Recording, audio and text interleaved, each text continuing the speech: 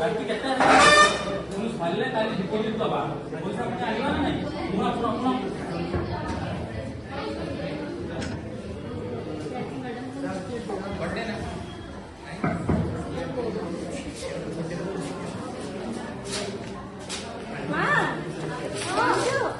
ଆମର ଆଜି ନବମ ଶ୍ରେଣୀର ପରୀକ୍ଷା ଫଳ ବାହାରିଛି। ଦେଖିଲ ଟିକେ ତୁ ତ ଜାଣିଲ ପାଠ ତୁ କହିଦେ ମତେ ତୁ ଗଣିତ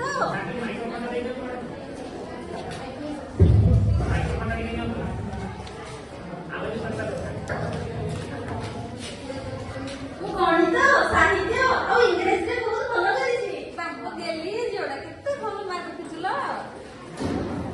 ଏଇଠି ଶୁଣୁଛ ଆସ ଟିକେ ଆସ ତା କେତେ ଡେରି କରୁଛ ଆମ ଝିଅ କଣ କହୁଛି ଆସ ଶୀଘ୍ର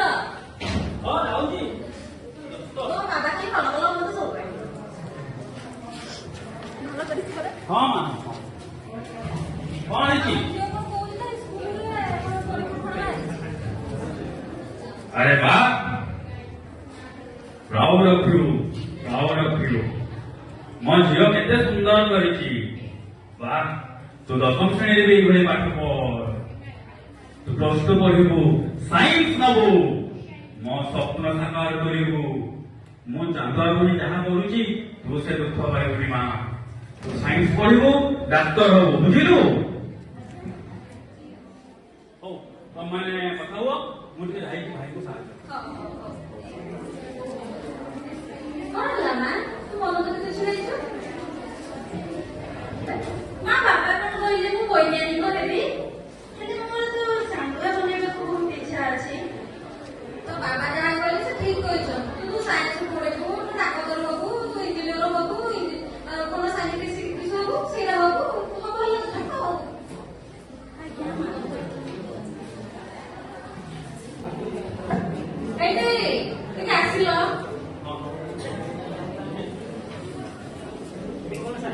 ଝିଅ ଗଲା ପରେ ସେ ଝିଅ ତାର ମନ ଦୁଃଖ କରି ପଳେଇଲା ସେ କଣ ସାଇନ୍ସରେ ପଢିବନି କଣ କରିବ ସେ ମନା କଲା ସେ ମନ ଦୁଃଖ କରିକି ବସୁତ ତାକୁ ବୁଝେଇଦେଲ କଣ କରିବ କଣ କହୁଛି ସେ ତାର କଣ କିଛି ସେମିତି କହିଲେ ମନ ଦୁଃଖ କରି ପଳେଇଲା ତାର ମଜା ଗୋଟେ ମନ ଦୁଃଖ କଣ କିଛି କହିଲ ତାପରେ ପଚାରିବ ବୁଝିଲ ହଁ ସେ କଣ ଜାତ କହିଲା କି କଥା କହିଲା ନା ହେଇଗଲି ଚାନ୍ଦୁଆବୁନି କେତେ ଲକ୍ଷ କେତେ କଷ୍ଟ ମୁଁ ଜାଣିଛି ସେ କଣ ମୋ ଉପରେ ଦୁଃଖ ପାଇବ ବର୍ଷଟାରେ ତ ମୁଁ ଖଣ୍ଡେ ଲୁଗା ଦେଇ ପାରୁନି ରାତି ପାହିଲେ ଖାଇବା ପାଇଁ ପାଟିରେ ଟିକେ ଦାନା ପକେଇବା ପାଇଁ ଖାଦ୍ୟ ନାହିଁ ମୁଁ ଯୋଉ ଦୁଃଖ ସହିଛି ମୋ ଝିଅ ମୋତେ ଦୁଃଖ ସହିବ ମୋ ବାପା କହିଥିଲେ ପିତା ଧର୍ମ ପିତା ସ୍ୱର୍ଗ ପିତା ହିଁ ପରମ ତପ ପିତରି ପିତିମା ପଣ୍ୟେ ପ୍ରିୟନ୍ତି ସର୍ବଦେବତା ବାପା କଥା ଯେ ମାନିବ ମୋ ଝିଅ ସାଇଣ୍ଟିଷ୍ଟ ହବ ତମେ ତା କଥା କିଛି ଶୁଣନି ମୁଁ କହୁଛି ସେ ସାଇଣ୍ଟିଷ୍ଟ ହବ ବାସ୍ ସରିଲା नेक्स्ट एवर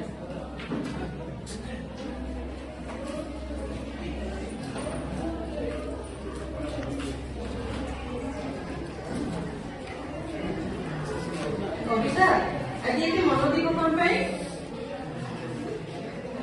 ଦିଦି ମୋ ବାପା କହୁଛନ୍ତି ମୁଁ ବୈଜ୍ଞାନିକ ହେବି ହେଲେ ଆମ ଘରର ମୌଳିକ ବୃତ୍ତି ହଉଛି ଚାନ୍ଦୁଆ ବନେଇବା ବାପାଙ୍କ ଠାରୁ ପିଲାବେଳୁ ସେଇଆ ହିଁ ଦେଖିକି ଶିଖିକି ବଢିଛି ହେଲେ ବାପା ଆଜି କହୁନାହାନ୍ତି ଯେ ତମେ କୋଉଦିନ ଗୋଟେ ସମୟ ଦେଖିକି ନା ତମ ବାପା ମାନଙ୍କୁ ଡାକି ଦଉଛ ହେଲା ଆଜ୍ଞା ଦିଦି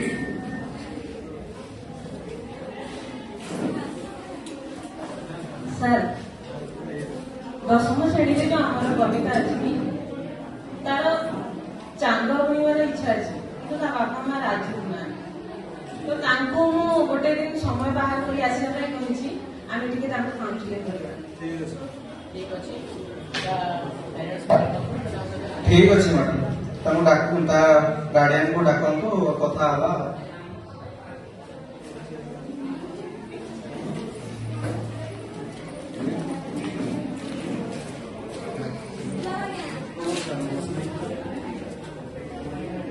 ଆଜ୍ଞା ଅଲିକି ଇଏ ମୋ ଝିଅ ଆଜ୍ଞା ନବମ ଶ୍ରେଣୀରେ କେତେ ବଢିଆ ରଖିଛି ସାଇନ୍ସ କରିବ ସାଇନ୍ସ ଆଉ ଆପଣ ମାନେ ଟିକେ ବାହାରେ ବସନ୍ତୁ ଆଉ ତା ସହିତ ଟିକେ କଥା ହବା ଆଉ। ଆଜ୍ଞା ଆମେ ସାର୍ ଏଇଠି ଅଛୁ ସାର୍। ଏଇଠି ବସନ୍ତୁ, ଆପଣ ଝିଅ କଣ ଚାହୁଁଛି ସେ ବିଷୟରେ ସାର୍, କୁହନ୍ତୁ। ଆଜ୍ଞା।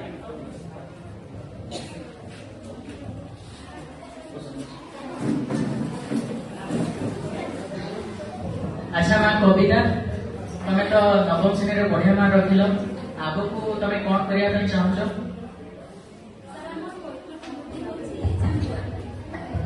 ବାପାଙ୍କ ପାଖରୁ ପିଲାବେଳ ଦେଖିକି ଶିଖିଛି, ଆଉ ମତେ ବନେଇବାକୁ ମଧ୍ୟ ବହୁତ ଭଲ ଲାଗେ। ତମ ବାପା କଣ କହୁଥିଲେ ତମେ ବୈଜ୍ଞାନିକ ହବା ପାଇଁ ତମକୁ +2 ରେ ବିଜ୍ଞାନ ପଢେଇବେ, ତମେ ଏ ବିଷୟରେ କଣ ଭାବୁଛ? ସାର୍ ମୁଁ ଚାନ୍ଦୁଆ ଶିଖିଛି, ଚାନ୍ଦୁଆ ହିଁ ବନେଇବି। ଆଚ୍ଛା ହଉ ଠିକ ଅଛି, ତମେ ଯାହା ଚାହୁଁଛ ସେୟା ପଢିବ। ଏବେ ତମେ କ୍ଲାସକୁ ଯାଅ, ଆମେ ତମ ବାପାଙ୍କ ସହିତ ଟିକେ କଥାବାର୍ତ୍ତା ହେବା। ସାର୍ ଆପଣ ମୋ ଝିଅକୁ କଣ କହିଲେ ସେ ଯାହା କହିବ ସେୟା କରିବ? ଆଉ କଥା କେମିତି ହେଲା? ଆପଣ ଶୁଣିଲେ ତ ଆପଣଙ୍କ ଝିଅ କଣ ଚାହୁଁଛି? ଆଜ୍ଞା ଆପଣ କେବେ ଆପଣଙ୍କ ଝିଅକୁ ପଚାରିଛନ୍ତି ସେ କଣ କରିବା ପାଇଁ ଚାହୁଁଛି? ସେ ତ ହୁଣ୍ଡିଟା, ସେ କଣ ଜାଣିଛି? ମୋ ଦୁଃଖ ମୋ କଷ୍ଟ ସେ କଣ ଜାଣିଛି?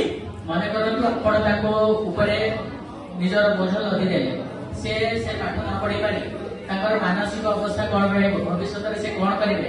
ଯଦି ସେ ସାର୍ ସେଗୁଡା ମୁଁ କିଛି ବୁଝେ ନାହିଁ।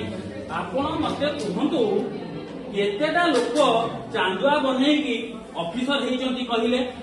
ଆପଣ ସୁଦର୍ଶନ ପଟ୍ଟନାୟକ ଚିହ୍ନିଛନ୍ତି? ହଁ ଜାଣିଛି ସେ ବାଲି ବାଲି କଣ କରେ। ସେ ଆଜି ବିଶ୍ୱବିଖ୍ୟାତ ବାଲୁକା ଶିଳ୍ପୀ ଯୋଉ ହେଇଛନ୍ତି, ତାଙ୍କର କଳାକୁ ଯଦି ଲୋକମାନେ ଜାଣି ନ ପାରିଥାନ୍ତେ ତାହେଲେ ଆଜି ସେ ବିଶ୍ୱ ପ୍ରସିଦ୍ଧ ହେଇପାରିଥାନ୍ତେ। ସେଗୁଡା ମୁଁ ଜାଣିନି ସାର୍। ସାର୍ ଆପଣ ମତେ କ୍ଷମା କରିବେ ସାର୍, ମୁଁ ଟିକେ ରାଗି ଲୋକ। ମୋ ବାପା ଆଜ୍ଞା ଶିଖେଇଥିଲେ ଚାନ୍ଦୁଆ ବୁଣିବା, ମୁଁ ଆଜ୍ଞା ଚାନ୍ଦୁଆ ବୁଣୁଛି। ମୋ ଝିଅ ଆଜ୍ଞା ଯଦି ସେୟା କରିବା ଆମେ ଉତ୍ତରତର ଉନ୍ନତି କରିପାରିବା ନାହିଁ। ତେଣୁ ମୁଁ ଚାହୁଁଛି ସାର୍ ମୋ ଝିଅ ଟିକେ ସାଇନ୍ସ ପଢୁ। ଆପଣ ଆଜ୍ଞା ଏତେ ପାଠ ପଢିଛନ୍ତି ସାର୍, ଆପଣମାନେ ଏତେ ବଡ ବଡ ଚାକିରି କରୁଛନ୍ତି, ଆପଣ ଟିକେ ମୋ ଝିଅକୁ ବୁଝେଇ ଦିଅନ୍ତୁ। ଆଚ୍ଛା ଶୁଣନ୍ତୁ, ମନେକର ଆପଣଙ୍କ ଝିଅ ଆପଣଙ୍କ ହିସାବରେ ବିଜ୍ଞାନ ପଢିଲା +2 ରେ, କିନ୍ତୁ ବଡ ହେଇକି ସେ ବୈଜ୍ଞାନିକ ହବ କି ଡାକ୍ତର ହବ ତାର କିଛି ଗ୍ୟାରେଣ୍ଟି ଅଛି? ହଁ ସାର୍, ଆମ ପଡିଶା ଘର ପୁଅ ଇଞ୍ଜିନିୟର ହେଇଛି। କେତେ ଟଙ୍କା? 2 ଲକ୍ଷ ମାସକୁ ପାଉଛି ପରା। ପାଇଲେ କଣ ହବ, ସେ ତା ରୁଚିକୁ ଫଲୋ କରିଛି। କିନ୍ତୁ ଆପଣ ଜାଣିନାହାନ୍ତି କି ଜାତୀୟ ଶିକ୍ଷାନୀତି 2020 ଆସିଛି? ନା ସାର୍ ସେଗୁଡା ଆମେ ଜାଣିବା। ଜାତୀୟ ଶିକ୍ଷାନୀତି 2020 ଅନୁସାରେ ସେ ତାର ନିଜ ରୁଚି ଅନୁସାରେ ନିଜର ସବଜେକ୍ଟ ରଖିପାରିବ, ଆଉ ଧନ୍ଦାମୂଳକ ଶିକ୍ଷା ମଧ୍ୟ ସେ ଲାଭ କରିପାରିବ। ପେଟ ପୋଷି ପାରିବ? ଆପଣ ଜାଣିନାହାନ୍ତି ପିପିଲିର ଯୋଉ ଆଜି ଚାନ୍ଦୁଆ ବିଶ୍ୱବିଖ୍ୟାତ ହେଇପାରିଛି, ଆଉ ସିଏ ଆମ ଜଗନ୍ନାଥ କଳାକୁ ବି ବଞ୍ଚେଇ ପାରୁଛନ୍ତି। ଏଇ ହାତ ବୁଣିଛି ସେ ଚାନ୍ଦୁଆ। ମନେ କରନ୍ତୁ ଆପଣଙ୍କୁ ବର୍ତ୍ତମାନ ଆମେ କହିବୁ ଆପଣ ଲୁହା ୱେଲ୍ଡିଂ କରନ୍ତୁ, ଚାନ୍ଦୁଆ କାମ ଛାଡ଼ିଦେବେ, ଆପଣ କରିବେ? ତ ଯଦି ଆପଣ ସେଇ ଲୁହା ୱେଲ୍ଡିଂ କରିଥାନ୍ତେ, ଚାନ୍ଦୁଆ ବୁଣା ଛାଡ଼ି ଦେଇଥାନ୍ତେ, ଆଜି କଣ ଆପଣଙ୍କର ସେଇ କଳା ବିଶ୍ୱବିଖ୍ୟାତ ହେଇପାରିଥାନ୍ତା? ଆଜି ଆମର ସେ ଚାନ୍ଦୁଆ କାମ କେହି ଜାଣିପାରିଥାନ୍ତେ? ଥରେ ଭାବି ଦେଖନ୍ତୁ, ଯଦି ଆପଣଙ୍କ ଝିଅକୁ ଆପଣ ବିଜ୍ଞାନ ପଢଉଛନ୍ତି, ସିଏ ସେ ପାଠକୁ ବୁଝି ପାରିବନି କି ସେ ପାଠକୁ ନିଜ କାମରେ ଲଗେଇ ପାରିବ ନାହିଁ, କିନ୍ତୁ ଯଦି ଆପଣ ତାକୁ ତା ନିଜ ରୁଚି ଅନୁସାରେ ବିଷୟ ବାଛିବାକୁ ଦେବେ, ସେ ନିଜ କାମ କରିବ, ସେ ସେଇ ଆପଣଙ୍କ କାମକୁ ନେଇକି ବିଶ୍ୱ ସ୍ତରରେ ନେଇକି ପହଞ୍ଚେଇବ, ଆଉ ତାଙ୍କୁ ଆହୁରି ଆଗକୁ ବଢେଇ ପାରିବ। ଆମ ସରକାରଙ୍କ ଯୋଉ ଶିକ୍ଷାନୀତି ଅଛି ସେଇ ଅନୁସାରେ ସେ ନିଜର ବୃତ୍ତିକୁ ଆଗକୁ ବଢେଇ ପାରିବ। ସାର୍ ଆପଣ ମତେ କଥା ଦିଅନ୍ତୁ ସାର୍, ମୋ ଝିଅକୁ ମୁଁ ଚାନ୍ଦୁଆ ଶିଖେଇବି। ଯଦି ସିଏ ଭୋକରେ କିଛି ଅସୁବିଧାରେ ପଡିଲା ଆପଣ ମାନଙ୍କୁ ହାଣିବି।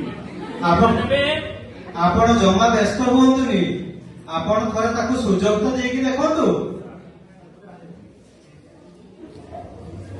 20 ବର୍ଷ ପରେ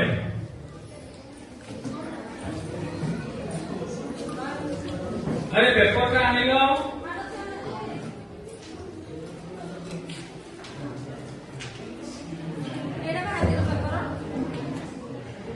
ये प्रश्न पुस्तक आम झील पटना कौन देखिल देखिल आम झील ना ये कौन लेखा है विश्व पुरस्कार ना कौन लेखा है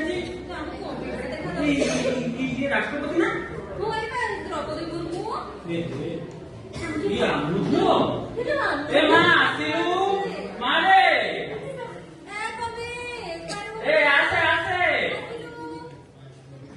हे तर फटो को बाहेर ବାଃ ବାଃ ବାଃ ମା ମୁଁ କେତେ ଗର୍ବ ତୁମ ନାଁ ରଖିଲୁ ମା। ଏ ଚାଲ ଚାଲ ସେ ସାର୍ ମାନଙ୍କ ପାଖକୁ ଟିକେ ଯିବା। ଏ ସେମାନେ କହିଥିଲେ ବୋଲି ନା ନହେଲେ ମୁଁ ମୂର୍ଖଟା ମୁଁ ଯଦି ସାଇନ୍ସ ପଢିଥାନ୍ତି ମୋ ଛୁଆ ଏଠି ନଥାନ୍ତା। ମୁଁ ତାଙ୍କୁ ବହୁତ କଥା ଶୁଣେଇଛି ବୁଝିଲ। ବୁଝିଲ ମୁଁ ତାଙ୍କୁ ବହୁତ କଥା ଶୁଣେଇଛି।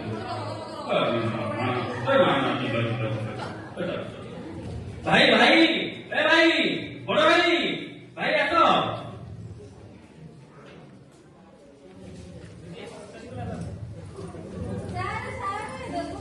ସାର୍ ସାର୍ ସାର୍ ସାର୍ ଦଣ୍ଡବତ ସାର୍ ସାର୍ ଦଣ୍ଡବତ। ଆରେ ଉଠ ଉଠ ଉଠ।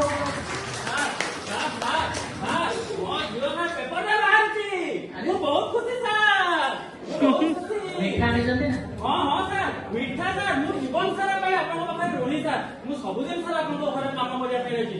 ଆପଣଙ୍କ କଥା ମାନେ ସାର୍ ମୁଁ ତାକୁ ଚାନ୍ଦୁଆ ଶିଖେଇଲି। ସେ ଚାନ୍ଦୁଆ ଶିଖିଲା ପାଠ ପଢିଲା ଏବେ ବିଶ୍ୱ ତାକୁ ଜାଣୁଛି ସାର୍। କବିତା ଏବେ ବିଶ୍ୱ ପ୍ରସିଦ୍ଧ। ମୋ ଝିଅ ଏବେ ବିଶ୍ୱ ପ୍ରସିଦ୍ଧ। ଚାନ୍ଦୁଆ ଏବେ ବିଶ୍ୱ ପ୍ରସିଦ୍ଧ ସାର୍। ସେଥିପାଇଁ ଆମେ ବହୁତ ଖୁସି ଅଛୁ ଆପଣଙ୍କ ଝିଅ ଯେହେତୁ ଆପଣ ଆଗକୁ ବଢିଲା। ଆପଣଙ୍କ ଝିଅ ଆମର ବି ସେ ଆମ ସ୍କୁଲର ଝିଅ ତେଣୁ ଆମେ ବି ବହୁତ ଗର୍ବିତ ଆଉ ବହୁତ ଖୁସି। ସବୁ ଆପଣଙ୍କ ଦୟା ସାର୍ ଆପଣ ଥିଲେ ବୋଲି ଆମେ ମଧ୍ୟ ଏଠି। ଆପଣ ମାନେ ବି ଆଜି ଯୋଉମାନେ ଚାକିରି ପାଉନାହାନ୍ତି ବା ଯୋଉମାନେ ନିଜର ରୁଚିକୁ ଫଲୋ କରିପାରୁନାହାନ୍ତି ତାଙ୍କୁ ବି ଆପଣ ମାନେ ବୁଝେଇ ପାରିବେ ନିଜ ରୁଚି ଅନୁସାରେ ସେ ଆଗକୁ ବଢିବା ଦରକାର। ନିଶ୍ଚିତ ସାର୍ ନିଶ୍ଚିତ। ଧନ୍ୟବାଦ।